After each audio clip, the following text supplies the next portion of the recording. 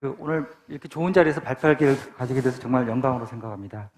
오늘 제가 말씀드릴 내용은 환자 유래 역분화 줄기세포를 이용해서 베리언트 안자이나 바소스파스틱 안자이나에 대해서 트랜스퍼런스를 모델링하는 것에 대해서 말씀드리고자 합니다. 저희가 디지즈를 어프로치할 때 워낙에 데퍼니션, 그다음에 메커니즘을 규명을 해야 그다음에 진단과 치료를 할 수 있습니다. 그래서 앞서 말씀드리는 역분화 줄기세포 모델을 이용해서 어떻게 어프로치했는지 보여드리고자 합니다.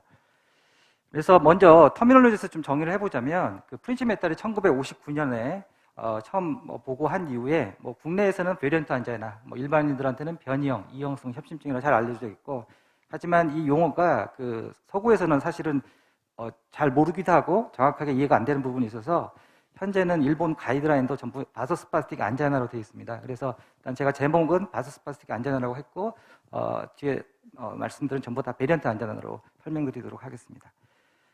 그래서 잘 아시다시피 이 변이형 이형성 협심증은 멀쩡한 혈관이 갑자기 수축, 스파즘이 생기면서 보통은 비나인하긴 하지만 심한 경우에는 심근경색이 생기기도 하고, 그로 인해서 심정지가 생기면 이런 식으로 저희가 CPR을 시행하기도 합니다. 그래서 이제 개인적으로는 저는 이제 베리언트 안자이나는 두 가지 아마 디스 카테고리가 있는 게 아닌가. 그래서 일반적으로 보는 베리언트 안자이나, 그다음에 패밀리얼하게 이렇게 클러스팅을 이루면서 시비안 폼으로 오는 게 아닌가 해서 지금 현재 제가 보고 있는 패밀리인데 벌써 4명 이상 진단받았고 사망, 그다음에 어레스트 케이스도 꽤 있습니다. 그래서 메커니즘에 대해서 말씀을 드리면 여러 가지 지금까지 많이 보고가 되고 있습니다. 그래서 기본적으로 이 베리언트 안자이나가 코로나리 아테리에 생긴 스파즘이기 때문에 혈관 안쪽에 엔도셀리아 펑션이 중요하겠고, 그다음에 베스큘러 스무스 머슬이 얼마큼 컨트랙션 되느냐가 중요하겠습니다. 그래서 크게 여태까지는 이런 식으로 좀 정리가 되고 있는데요. 스무스 머슬의 하이퍼 리액티비티, 그다음에 엔도셀리아 셀의 디스펑션, 그다음에 심파세틱, 파라심파세틱, 오토노믹 디스펑션으로 설명이 되고 있습니다. 그래서 이러한 엔도셀리아 디스펑션을 일으키는 여러 가지 리스크 팩터들을 교정하도록 되어 있고, 그다음에 아까 말씀드린 아침 새벽에 일어나는 것들을 이런 심파세틱, 파라심파세틱 쪽의 어떤 톤의 변화 등으로 많이 설명을 하고 있습니다. 하지만 지금까지 어떤 특정 몰레큘, 특정 패스웨이가 정확하게 규명이 되지 않았기 때문에 진단과 치료에 조금씩은 어려움이 있는 상황입니다. 그래서 근본적으로는 메커니즘을 규명하려고 그러면 환자 혈관을 떼서 분석을 해야 되는데 사실은 불가능한 거고요. 그래서 이제 이게 가능하게 된 게 역분화 줄기세포를 이용할 수 있게 되었고, 이게 환자의 체세포를 얻어가지고 역분화 줄기세포를 만들 수 있게 되었습니다. 그래서 피부세포 같은 체세포를 가지고 역분화 줄기세포를 만들고 타겟이 되는 오간의 특정 세포로 저희가 이제 베리언트 안자의 경우는 베스큘러 스무스 머슬이나 엔도셀리아스를 분화시킬 수 있는 상황입니다.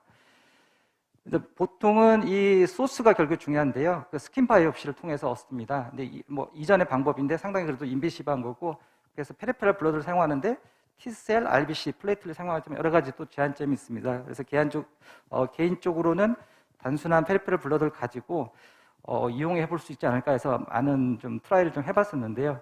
저희가 14년 전에 우연히 컬처를 하다가 이 컬처 듯이 가장 끝에 쪽에서 다른 모폴로지 셀을 좀 발견을 했습니다.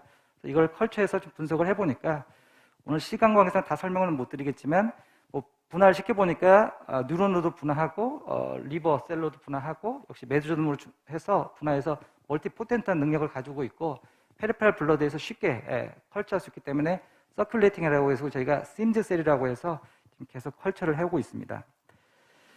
저희가 뉴 파퓰레이션을 발견하게 되면 그 오리진을 저희가 이제 보통 찾아보게 되는데 휴먼에서는 이제 트랜스플란테이션 전후로 해서 비교를 해서 HLA 타이핑이라든지 STR 검사를 통해서 오리진을 좀 찾고자 합니다. 그래서 잘 아시다시피 요즘에 이슈가 되고 있는 친자 확인에 사용되는 STR 검사 100% 정확하다고 아시면 될 것 같고요. 그래서 본메로, 리버, 키드니 봤더니 이쪽은 오리진이 아니었습니다.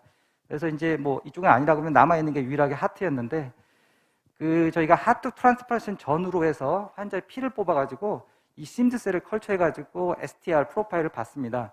근데 같은 환자인데 TPL 전과 후에 프로파일이 완전히 다른 사람의 모폴로지로 바뀝니다.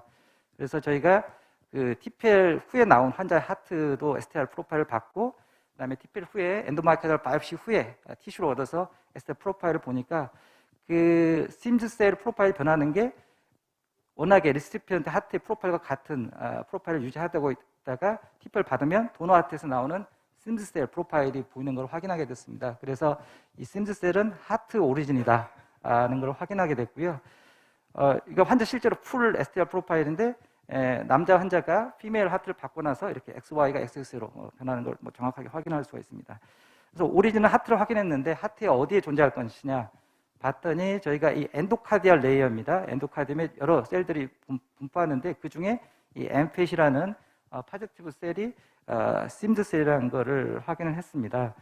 그래서 이거가 임상적으로 어떤 의미가 있을 것인가 봤더니 라지 임팍, 스몰 임팍을 좀 비교를 해봤더니 라지 임팍이 훨씬 더 블러드 레벨이 올라갔다가 정상화되는 걸 확인하고 있었고 저희가 어블레이션 트리트먼트를 했을 때 엔도카디얼 인저리가 가해지는데 어블레이션 전보다 후에 확실하게 이 심스셀 파퓰레이션이 페라피퍼럴 블러드에서 늘어나는 걸 확인했습니다.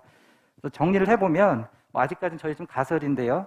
저희가 PCI 할 때 코로나 앞두로 엔도셀리아 셀이 인저리 한 다음에 리피어가 되듯이 이 엔도카디움 쪽도 MI라든지 에볼레이션 후에 인저리가 가해지게 되고 남아있던 심스 셀이 결국에는 증식하고 분화하면서 엔도셀리아 셀을 리페어를 하거나 아니면 카디오마이사이트로 분화되는 것으로 생각을 하고 있습니다.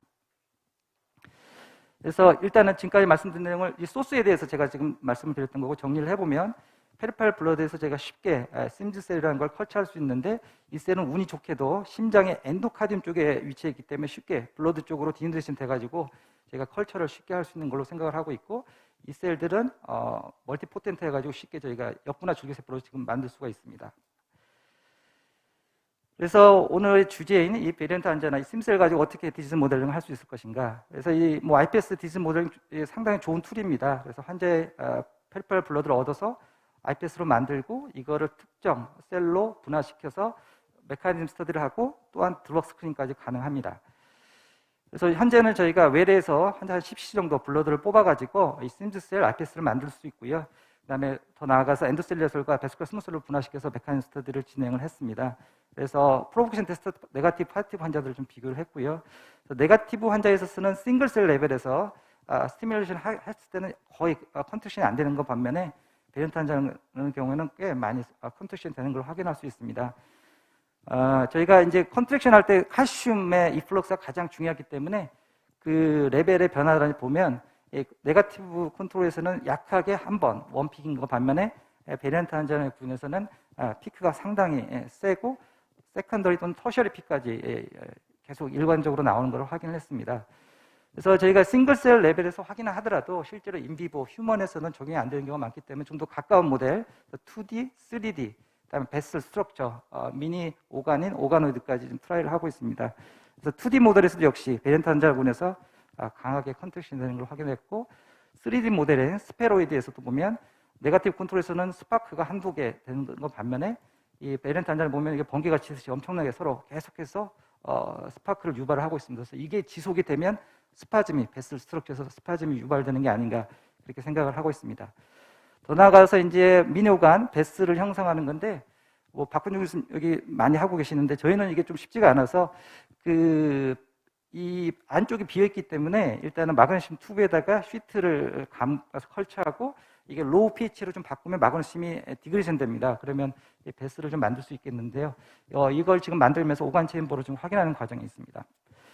그래서 이 환자 샘플을 저희가 모아가지고 이 칼슘 이플럭스 인테스트를 봤는데 이쪽은 셀라인의 어떤 값들이었고 네거티브 프로포케이션 테스트 환자들, 파지티브 프로포케이션 테스트 환자들 비교를 했고 앞서 말씀드린 것처럼 네거티브 군에서는 한 3, 4 정도 원픽 하지만 베리언트 환자군에서는 강한 인스트레스 때 피크와 세컨더리 또 터셔리 픽이 나옵니다. 그래서 이거를 저희가 이 값들을 비교해보면 대략 한 6, 7 정도에서 확실하게 좀 구별이 되었습니다. 그래서 이제 이거 말고 또 그러면 칼슘 이플럭스 차이 나는 이유에 대해서 사실 저희가 익스텐시브한 베이직 스터디를 하였고요. 오늘 시간 관계상 정리된 그림만 보여드리면 워낙에 그 칼슘 핸들링에 있어서 ER에 칼슘이 왔다 갔다 하는 게 중요합니다. 그 중에 하나가 사이토졸에 있는 칼슘을 ER로 쓸어담는 서크라는 게 중요한 건데 이거는 원래 카디오마이사이트만 주로 존재합니다. 그래서 베스컬 스머스물에서는 거의 익스프레션이 안 되는데 이 노말에서는 익스프레션이 안 되는 게 저희가 베리언트 환자군에서 보니까 강하게 서카가 익스프레션 되고 있고 이 프로틴 레벨이 증가됐을 때 생산이 증가되느냐 아니면 디그레이션이 막아지느냐를 좀 보았는데 보니까 이게 스몰레이션이라고 해서 프로틴 스테이블리티를 보는 스몰레이션이 있습니다. 그래서 이게 확실하게 증가되고 있었고 그것 때문에 이 서카 레벨이 상당히 증가돼 있어서 결국엔 칼슘 핸들링이 엄청나게 증가되면서 이런 피크 양상을 보게 되고 이런 것들이 결국에 베슬 스파즘에 반영이 되는 게 아닌가 그런 생각을 하고 있습니다.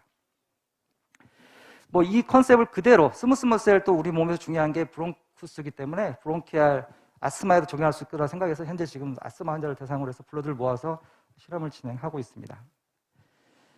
그래서 메커니즘으로 앞서 세 가지를 말씀드렸고 그 중에 하나로 스무스 머셀 하이퍼 이펙트를 설명한 데 있어서 이 서카라는 게 환자군에서 오버 에스프레션 돼 있고 이런 부분도 실제로 스파즘을 유발할 수 있겠다 그런 데이터들을 보여드렸습니다.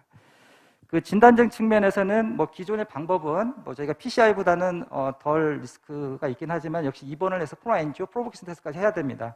하지만 저희 방법이 만약에 제대로 디벨롭만 되면 외래에서 블루다 10C 정도로 해서 실제로 이런 컷오프 밸류를 얻을 수 있지 않을까 그런 생각을 하고 있습니다. 그래서 앞서 말씀드린 것처럼 컷오프 밸류를 한 6에서 7 정도 잡으면 어쨌든 지금까지는 운이 좋게도 확실하게 네거티브 군과 파지티브 군에서 차이가 납니다. 그래서 이거를 엑스비보 다이그노스 툴로 좀 쓸 수 있지 않을까 그런 생각을 하고 있습니다. 마지막으로 치료에 있어서는 뭐 잘 아시겠지만 드럭, 바조다일타가 제일 중요합니다. 하지만 그 사이드 이펙트 때문에 컴플라이언스 측면 상당히 쉽지 않은 면이 있고요. 여러 가지 어그램 팩터를 좀 조절을 해야 되고 국내에서 현재 지금 멀티센터로 해서 RCD를 넣는 것까지는 트라이얼이 되고 있습니다. 그래서 바조다일레트로 뭐 오랄 나이트레이트, 시그마트, 몰지톤, 카시넬볼 그들 쓰는데 헤드액이나 그런 사이드 이펙트 때문에 결국에는 컴플라이언스가 좀 쉽지 않은데요. 저희가 아까 말씀드린 그 모델을 사용해서 드럭들을 한번 반응을 봤습니다. 그래서 환자군에 따라서 반응이 비슷한 경우도 있고 확실하게 다른 경우도 있습니다. 그래서 이 환자, 넘버 1 환자의 경우에는 나이트레이트가 로도즈 듣지 않습니다. 그냥 흉통 측면에서 조절하기 위해서 나이트레이트를 계속 올린다 그러면 결국에는 그 사이드 이펙트가 증가됩니다. 그래서 이런 그 저희가 텔레드 메디슨 드럭 리스판스를 미리 좀 파악을 해서 가장 적은 개수의 가장 효과적인 드럭을 찾아서 환자한테 트리트먼트 할 수 있지 않을까 그런 생각을 하고 있습니다. 이제 마지막으로 말씀드리고 싶은 거는 뭐 제가 아까 서카 액티비티가 증가되고 있다고 그러는데 그렇다 그러면 태어났을 때부터 스파즘이 엄청나게 생겨야 되는데 왜 안 생기는 건가? 그거를 저희가 지금 인비트로 실험을 좀 해봤는데요. 일단 정리해서 말씀드리면 젊었을 때는 이 엔도셀룰러 셀이 워낙 헬스하기 때문에 나이트로 옥사이드가 엄청나게 잘 나옵니다. 그래서 스파스틱 VSMC를 하더라도 스파즘이 어느 정도 프리비션 된 상태인데 나이가 들거나 스모킹이라는 여러 가지 엔도셀룰러 디스펑션이 생기게 되면 이쪽 에노프로텍션이 줄어들게 되고 이런 걸로 인해서 스파즘이 본격적으로 나타나게 됩니다. 그래서 베리언트 안자나에 저희가 내추럴 코스 뭐 흔히 보는 건데요. 뭐 젊을 때 거의 없다가 나이 들면서 생기는 그런 것들을 이런 엔도셀룰러 셀과 VSMC의 어떤 펑션의 어떤 상대적인 변화로 인해서 생기는 게 아닌가 그런 생각을 하고 있습니다. 정리해서 말씀드리면 오늘 그 베리언트 안자나 바소스파틱 안자나에 대해서 기존의 그 진단과 치료에 있어서 뭐 인비시브한 방법들을 새로운 그 IPS를 사용한 그 디지즈 모델링을 통해서 메커니즘 분석을 하고 그다음에 더 나아가서 진단과 치료에 활용할 수 있겠다 그런 것들을 보여드리고자 했습니다. 네, 경청해 주셔서 감사합니다.